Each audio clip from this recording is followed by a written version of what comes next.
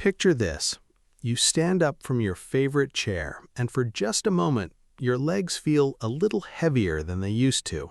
Not painful, just different. Maybe you catch yourself using your hands on the armrest a bit more than you used to. If that sounds familiar, you're certainly not alone. This is one of the most common things adults over 65 notice, and it's more common than most people realize. Here's something that might surprise you. Many people assume the answer is simply walking more. Walk the dog, take a stroll around the block, get those steps in. And walking is wonderful. It's good for your heart, your mood, your energy. But walking alone often isn't enough to keep your legs strong for the specific moments that matter most. Standing up from a chair, climbing a flight of stairs, getting out of the car after a long drive. Those moments ask for something different from your legs than walking does. The encouraging news is this. There's a simple 3-part chair exercise that many physical therapists and movement specialists consider one of the most effective ways to build real leg strength for everyday life. And it often works faster than walking alone because it directly challenges the exact muscles you use to stand, to climb, and to stay steady. Today, I'll walk you through all 3 parts of this exercise. You'll learn exactly how to do each one safely, how often to practice, and the small details that make the biggest difference. By the end of this video, you'll have a simple routine you can start today right from your own living room. This matters because strong legs aren't just about strength for its own sake. They're about protecting your ability to keep doing the things you love. Getting up to answer the door, kneeling down to garden, playing with your grandchildren on the floor, and getting back up again without a second thought. As someone who has spent years studying how older adults move through everyday life, one thing becomes clear again and again. The people who stay independent longest usually aren't the ones who walk the most miles. They're the ones who keep challenging their legs in specific, functional ways. And there's one part of this exercise that most people skip entirely, even though it may be the most important part of all. We'll get to that. Let's start by understanding why this happens in the first place. As we get older, it's natural for the legs to lose some strength over time. This isn't a sign that something is wrong. It's simply part of how the body changes with age. But here's what many people don't realize. Muscle doesn't just fade away on its own. It fades most quickly when it isn't regularly challenged. Think about your daily routine. If most of your day involves sitting, walking on flat ground, or light activity, your leg muscles may not be getting the kind of challenge that keeps them strong. Walking on a flat sidewalk uses your legs, but it doesn't ask them to produce much force. Standing up from a low chair, climbing a steep staircase, or catching your balance after a small stumble, those moments ask for something different. That's often why walking alone doesn't fully solve the problem. It's not that walking is bad, it's that walking mostly trains endurance, not strength. And for everyday independence, you need both. This is where the 3-part chair exercise comes in. It's sometimes called the sit-to-stand sequence, and it's built specifically to train the muscles you use most in daily life. Not for looks, not for performance, for real, everyday strength. Let's talk about what's actually happening in your body. When you stand up from a chair, the muscles on the front of your thighs do most of the work. These are called your quadriceps. Simply put, they're the muscles that straighten your knees so you can rise with confidence. Your glutes, the muscles around your hips, help power that movement and keep you steady once you're upright. These are the same muscles you rely on to climb stairs, to get out of the car, to rise from the toilet, to stand up after gardening. Strengthening them isn't just an exercise goal, it's daily life insurance. Now let's walk through all 3 parts together. You'll need a sturdy chair, one that doesn't wobble or slide, ideally placed against a wall or in a spot where it won't move. The first part is the basic sit to stand. Sit toward the front of the chair with your feet flat on the floor, about hip-width apart. Lean your chest slightly forward so your weight begins to shift over your feet. Press firmly through your heels and slowly rise to standing, taking about 2 seconds to come up. Once you're standing tall, pause for a moment.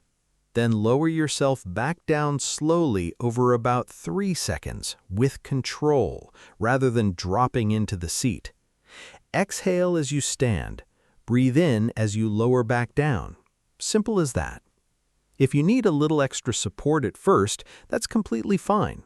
Keep your hands lightly resting on the armrests or on your thighs, just enough to feel steady. The goal isn't to prove anything. The goal is to build strength safely at your own pace. Start with 6 to 8 repetitions. That's 1 set. If that feels comfortable, you can work toward 2 sets, resting for a minute or so in between. Here's why that pause at the top matters so much. That brief moment of standing tall and steady is training something just as important as strength. It's training your balance. Every time you pause there, you're practicing the stability you need to stay steady once you're on your feet, whether that's reaching for a cupboard or turning to answer someone calling your name. Now, once the basic sit to stand starts to feel comfortable, that's when the second part becomes valuable. The second part is the slow lowering phase, sometimes called the eccentric phase. This is where many people focus only on standing up and completely overlook how they sit back down. But lowering yourself with control may matter just as much as standing up, because it's training your legs to absorb your body weight safely. Think about walking down a flight of stairs or lowering yourself onto a low bench. That control comes from this exact movement. For this part, stand up as you did before, but this time focus entirely on the way down. Lower yourself as slowly as you comfortably can, aiming for a count of 4 or 5 seconds rather than 3. Let your legs do the work of controlling the descent, rather than simply letting gravity take over. This might feel more challenging than the standing portion, and that's completely normal. It's a different kind of strength, the kind that protects you from stumbles and sudden drops in balance. Practice this slower lowering for 4 to 6 repetitions once you've built some comfort with the basic movement. Now, let's talk about the third part. And this is the one most people skip entirely, even though it may be the most valuable of the 3. The third part is the pause and reset, sometimes called an isometric hold. Instead of standing all the way up or sitting all the way down, you stop halfway. Here's how it works. Begin your sit to stand as usual, but this time when you're about halfway up with your knees bent at a comfortable angle, simply stop. Hold that position for 2 to 3 seconds, keep breathing normally. Then either continue standing up the rest of the way or slowly lower back down to the chair. Why does this matter so much? Think about the last time you stepped over something in your path or paused halfway through standing because your phone rang. Life rarely asks your legs to move in one smooth, uninterrupted motion. It asks them to stop, adjust, and continue. This pause and reset trains exactly that. It teaches your legs to hold steady under load, not just move through a full range of motion. Many people notice that this third part feels the hardest of the 3, even though the range of motion is smaller. That's normal. Holding a position often challenges your muscles differently than simply moving through it. Start with just 2 or 3 of these holds. That's enough to begin. Now, here's a common mistake worth mentioning.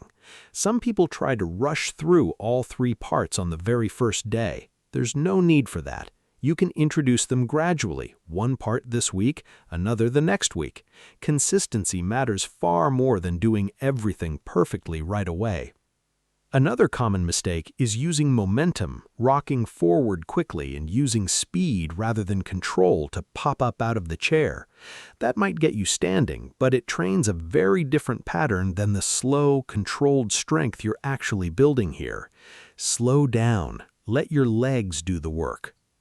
And one more thing worth mentioning. At any point, if you feel sharp or unusual pain that's different from normal muscle effort, and it's worth pausing and checking in with a healthcare professional, especially if you have any joint concerns or previous injuries. So, how does this come together into something you can actually start today? Here's a simple way to begin. 2 to 3 times this week, sit down with your chair nearby and practice the basic sit-to-stand for 6 to 8 repetitions. Once that feels comfortable, usually after a week or two, begin adding the slow lowering phase. And once both of those feel steady, introduce the pause and reset. You don't need to master all 3 right away. You're not training for a competition. You're training for the life you're already living.